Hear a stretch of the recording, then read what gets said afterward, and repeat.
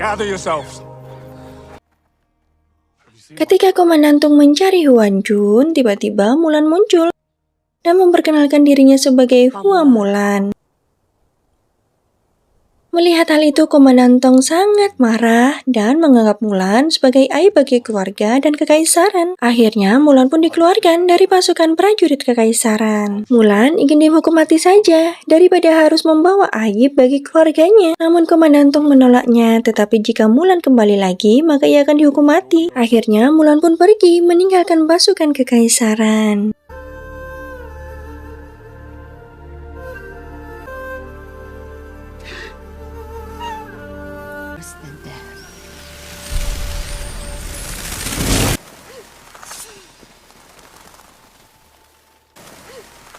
Di dalam perjalanan, penyihir mulai menemui Mulan lagi dan mengatakan kepada Mulan bahwa mereka sama-sama diremehkan. Dan penyihir mengajaknya untuk bergabung dengan pasukan Borikan karena saat ini pasukan Borikan sudah menuju ke kerajaan untuk menyerang kaisar. Mendengar hal itu, Mulan menolak ajakan penyihir dan segera kembali ke pasukan kekaisaran dan diikuti oleh burung ponyik.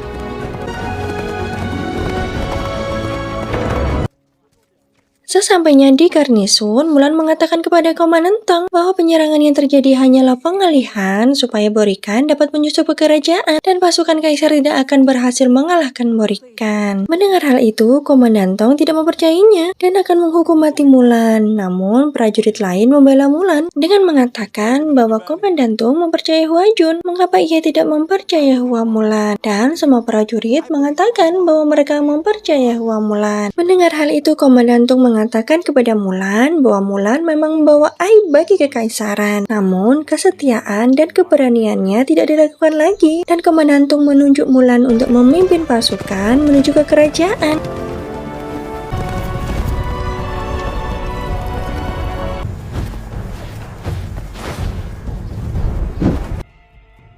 Di sisi lain, pasukan Borikan menyusup ke kerajaan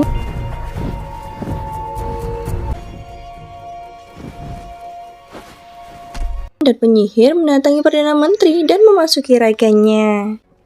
Ia pun segera menuju kaisar dan mengatakan bahwa pasukan Borikan sudah menyusup ke kerajaan dan menunggu di istana baru untuk menantang kaisar untuk berduel. Kaisar pun menyetujuinya dan segera menuju istana baru. Sedangkan Perdana Menteri menyuruh untuk segera mengumpulkan seluruh pengawal kaisar dan seluruh penjaga kota untuk berkumpul di alun-alun kerajaan.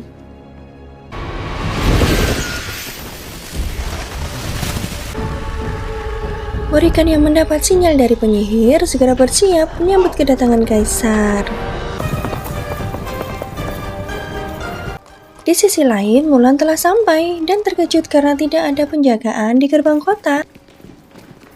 Dan ternyata itu adalah penyergapan. Komandan Tung menyuruh Mulan untuk melindungi kaisar sementara sisanya melawan pasukan Borikan.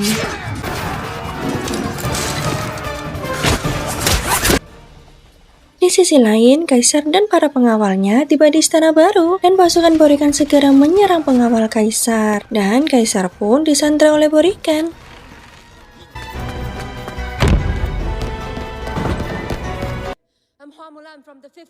Sesampainya Mulan di singgasana kaisar, penyihir pun terkejut melihat Mulan ternyata telah bergabung kembali dengan pasukan kekaisaran. Penyihir sangat iri terhadap Mulan karena Mulan bisa diterima dan menjadi pemimpin pasukan, sedangkan ia tidak diterima dan diremehkan. Mulan pun mengajak penyihir untuk mengambil jalan yang benar dan memintanya untuk bergabung dengannya dan menunjukkan di mana kaisar berada. Kemudian penyihir pun menuntun Mulan menuju kaisar berada.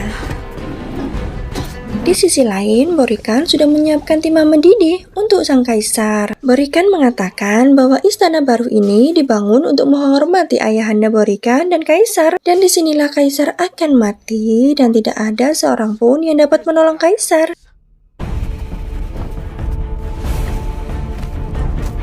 Penyihir pun memberikan informasi kepada Borikan bahwa pasukannya telah mendapatkan perlawanan sengit dari seorang prajurit wanita dan juga seorang pemimpin. Tidak seperti dirinya yang dianggap hina dan diremehkan. Borikan pun sangat marah karena penyihir telah menuntunnya dan segera menyerang Mulan. Beruntung diselamatkan oleh penyihir dan penyihir pun akhirnya meninggal di pelukan Mulan.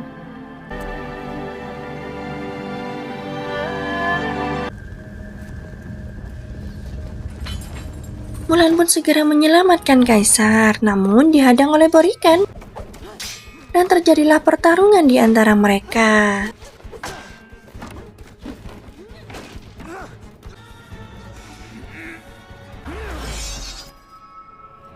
Namun sayangnya, pedang Mulan terjatuh ketimpa mendidih dan kaisar pun memberinya semangat untuk menjadi prajurit yang perkasa seperti burung ponik dan berjuang untuk kerajaan dan rakyatnya. Semangat Mulan pun kembali membara bagi burung ponik dan segera menyerang Borikan.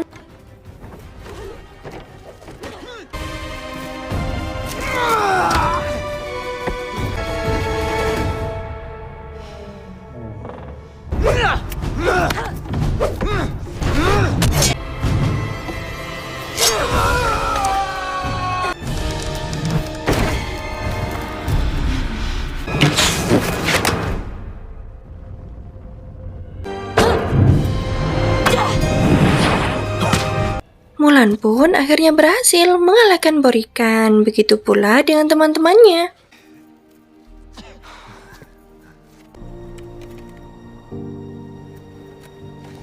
Seluruh kota pun bersukacita menyambut kemenangan Mulan.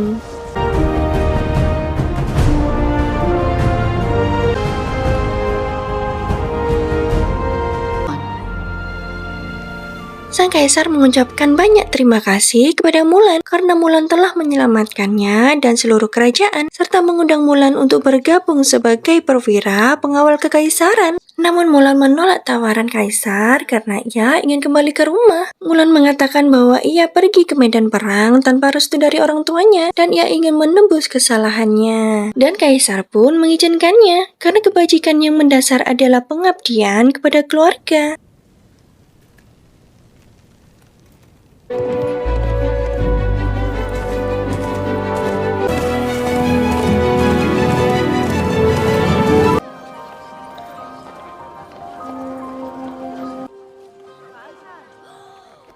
Sesampainya di rumah, Mulan disambut oleh adik perempuannya dan sang ibu. Mulan pun meminta maaf kepada sang ayah karena telah menggantikannya ke medan perang dan menghilangkan pedang kesayangannya. Ayah Mulan memaafkannya dan sangat bangga kepada putrinya. Tidak lama kemudian, pasukan khusus pengawal kekaisaran datang. Hello, old friend. Sang kaisar telah memberi hadiah kepada Mulan dan mengatakan bahwa ia telah menyelamatkan dinasti dan seluruh kerajaan berutang budi kepadanya, dan hal itu membuat Mak Comblang pun pingsan. Komandan Tung mengatakan bahwa Mulan membawa kehormatan bagi leluhurnya, bagi keluarganya, bagi desanya, dan bagi negaranya. Pedang baru Mulan memiliki 3 pilar kebajikan, yaitu setia, berani, dan jujur, serta pengabdian kepada keluarga. Dan sang kaisar pun mendesak Mulan untuk segera dapat bergabung di pasukan pengawal kekaisaran. Pada akhirnya Mulan berhasil menjadi seorang prajurit dan seorang pemimpin, dan pemimpin itu menjadi legenda. Cerita pun tamat. Terima kasih teman-teman sudah menyaksikan alur cerita film dari Mulan. Jika kalian suka alur cerita ini, jangan lupa like, komen, dan subscribe ya. Assalamualaikum.